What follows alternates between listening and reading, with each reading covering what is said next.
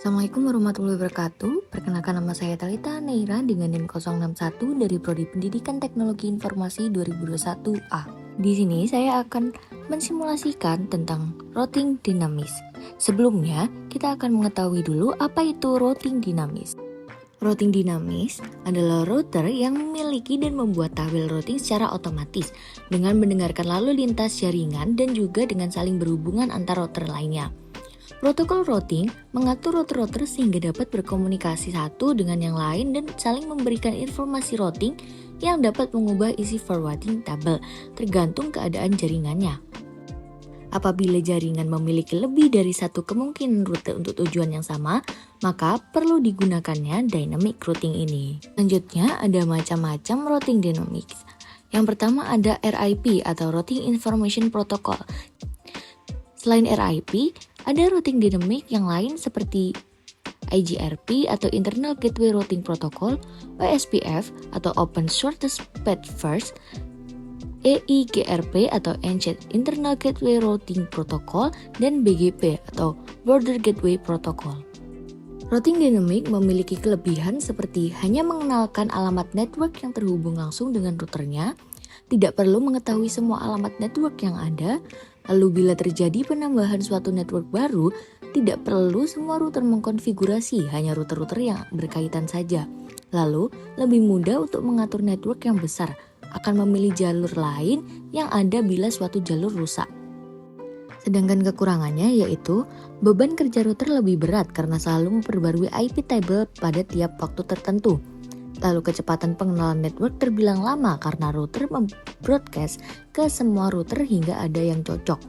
Lalu setelah konfigurasi harus menunggu beberapa saat agar tiap router mendapat semua alamat IP yang ada. Setelah itu susah melacak permasalahan pada suatu topologi jaringan lingkup besar. Update ARP table dibagikan ke semua komputer, berarti mengkonsumsi dan butuh RAM untuk menentukan jalur terbaik bila terjadi down bandwidth. Jalur ditentukan oleh sistem, bukan admin. Lalu berikut adalah perbedaan spesifik yang dimiliki oleh routing statik dan routing dynamic. Selain perbedaan tersebut, pada routing statik, Microsoft mendukung multi-home system seperti router, sedangkan pada routing dynamic, Microsoft mendukung RIP untuk IP dan IPX atau SPX. Nah, langsung saja kita ke percobaannya. Dalam percobaan ini, kita akan mensimulasikan routing statik pada praktikum menjadi routing dynamic dengan menggunakan routing protokol RIP Version 2 yang melibatkan 3 router dan masing-masing router memiliki network di bawahnya. Ya, topologinya seperti gambar di bawah ini. Karena kurang lebih topologinya sama dengan praktikum statik yang kemarin, jadi kita akan mengosongkan statiknya dulu. Jika sudah kosong, lalu kita akan mengikuti langkah-langkahnya. Langkah yang pertama yaitu isikan network routing RIP setiap router sebagai berikut. Sebelum mengisikan IP, kita ke CLI dulu. Lalu kita tulis no auto summary. Ya, lalu kita enter. Di bawahnya kita kasih version 2. Lalu kita enter lagi. Dan kita lihat di config bagian RIP di atasnya udah keganti versi 2. Lalu langsung kita masukkan IP-nya. Yang pertama ada 12.0.0.0, lalu kita klik add. Lalu ada 13.0.0.0, kita klik add. Terus ada 192.168.1.0. Kita oke. Setelah itu kita akan save di setting, lalu kita klik save agar tidak terubah-ubah.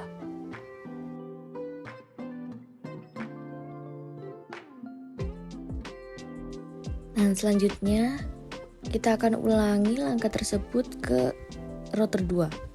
Kita ke RIP, lalu kita ke CLI, lalu kita tulis no auto summary, lalu kita enter dan kasih version 2.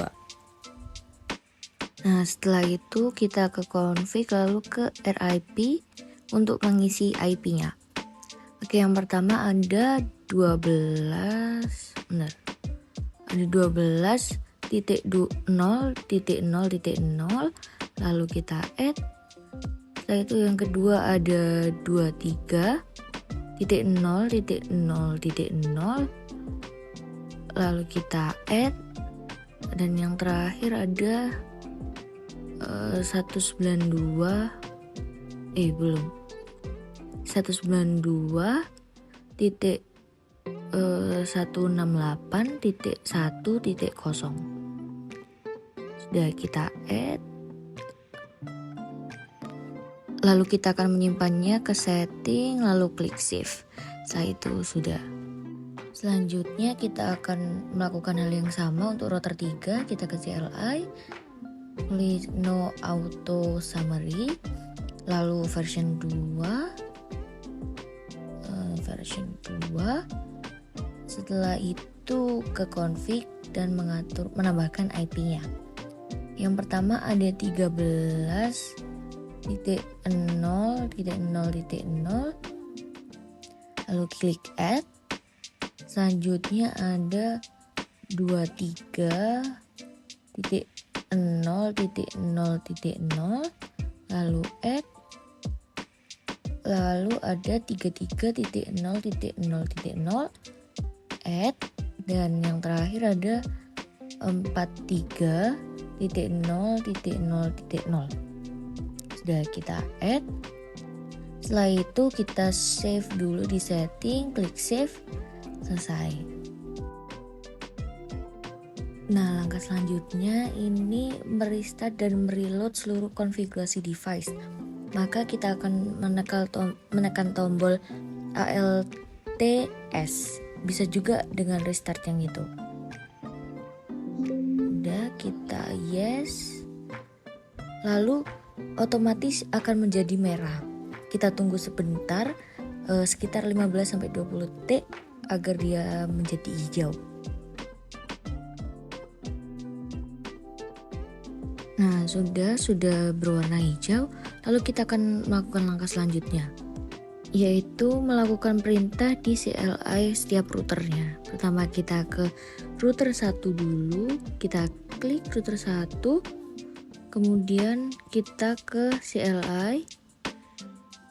Nah, kalau ada seperti itu kita end dulu sampai keluar routernya, lalu kita klik show IP route, lalu enter. Akan keluar seperti itu. Jika more, kita enter terus sampai keluar route lagi. Nah, di situ akan otomatis terlihat yang dituju dan jalannya. 13 ini di sini sebelah sini 333 jika akan ke 333 yang ada di sini ini melalui 2323 melalui sana seperti itu. Oke, selanjutnya kita akan melakukan hal tersebut ke router 2 juga. Kita ke CLI-nya, lalu kita ketik show IP route, enter. Nah, keluar. Akan muncul secara otomatis ya jalan-jalannya. Selanjutnya kita cek juga di router 3. Kita klik lalu CLI, lalu show IP route, enter. Nah, akan muncul juga. Nah, selanjutnya kita akan pindah ke mode simulasi. Nah, di mode simulasi ini kita akan mencoba mengirim pesan dari PC 1 ke PC 2. Kita mulai klik dari PC 1 kirim ke router 1. Oh, ini kita ulang dulu, kita delete. Kita ulang.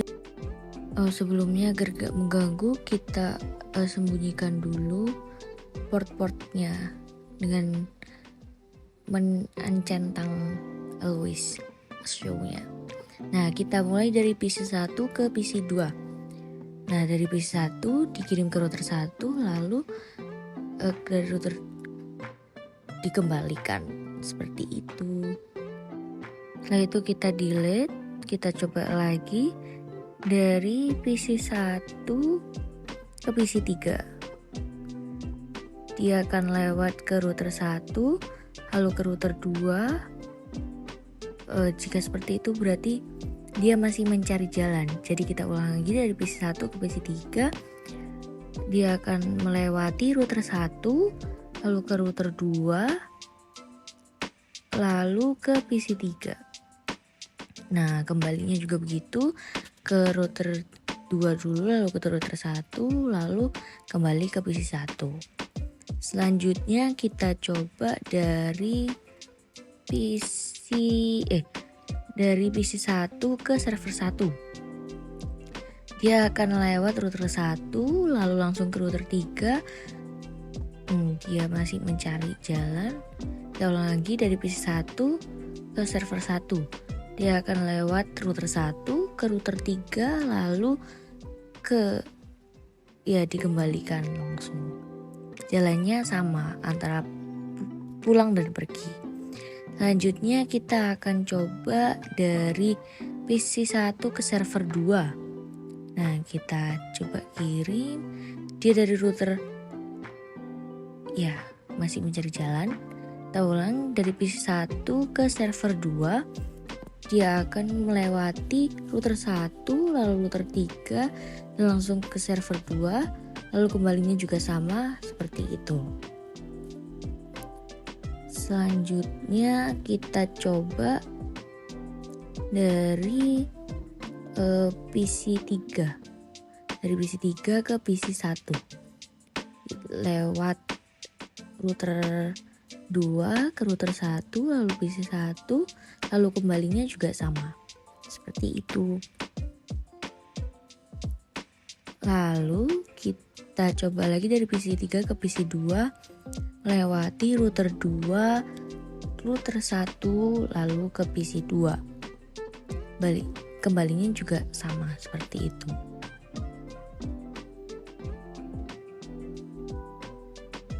Ya, selanjutnya kita akan coba dari PC3 ke server 1.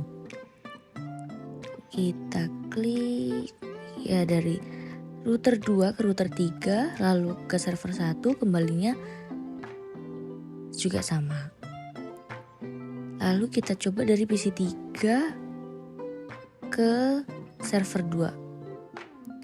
Nah, kita mulai jalan ke router 2, router 3, lalu di server 2, kembalinya juga langsung ke router 3, lalu ke router 2 dan PC3. Sudah berhasil. Selanjutnya kita akan coba dari server 1 ke server 2.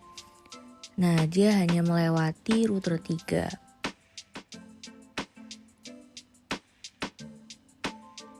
Oke, kita delete. Lalu dari server 1 kita coba kirim ke PC1. Jalannya akan melewati router 3, lalu ke router 1, lalu PC1, kembali juga sama seperti itu. Lalu dari server 1 akan mengirim ke PC3. Dia akan melalui router 3, lalu ke router 2, dan sampai ke PC3, lalu dikembalikan ke router 2, ke router 3, dan sampai kembali di server 1. Sudah, setelah itu kita delete, kita ke mode real time. Nah, di sini kita akan merusak atau memutus dari router 1 ke router 3. Kita akan merusak sambungannya di situ. Kita matikan dulu di serial 2-nya. Kita off-kan portnya. Nah, dia jadi merah-merah, tandanya tidak berfungsi. Lalu kita ke mode simulation. Kita coba lagi dari server 1 ke PC1. Maka dia akan lewat mana? Kita coba. Nah, ternyata dia akan lewat router 3 lalu ke router 2. Nah, karena itu sebelumnya dia kan lewat router 1 langsung ke router 1, tapi karena terputus jadi dia otomatis mencari jalan sendiri ke router 2 baru ke router 1 karena jalannya dari router 3 ke router 1 itu ditutup atau rusak. Nah, sudah, kita coba dari PC 1 ke server 2. PC 1 ke server 1 kita coba. Nah, dia akan lewat itu. Dia akan otomatis mencari jalan sendiri, mencari solusi sendiri. Seperti itu, berhasil. Oke, sekian dari saya. Terima kasih. Wassalamualaikum warahmatullahi wabarakatuh.